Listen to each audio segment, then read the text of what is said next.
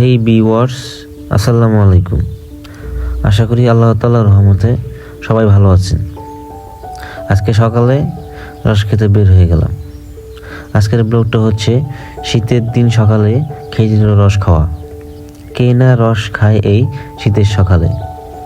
শীতের দিনে শীতের সকালে ভোর কুয়াশার মাঝে রস খাইতে ভালোই লাগে।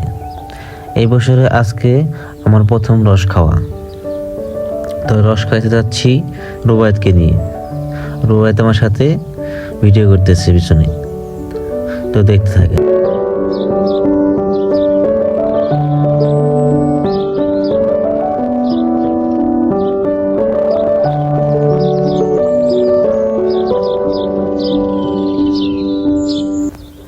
এই তো চলে আসছি রস খেতে। যেখানে রস বানায় সেখানে চলে আসলাম বন্ধু বান্ধব নিয়ে।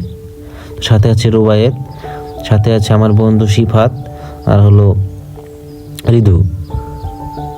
আমরা দুজন এ পাশ থেকে আসছি, আর দুজন এ পাশে। তো চলেন যাই দেখি রস কীভাবে বানায়। রস থেকে মিঠাই বানাই।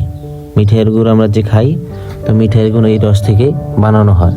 তো আপনার সাথেই থাকুন, দেখাচ্ছি মিঠাই কীভাবে বানানো হয়।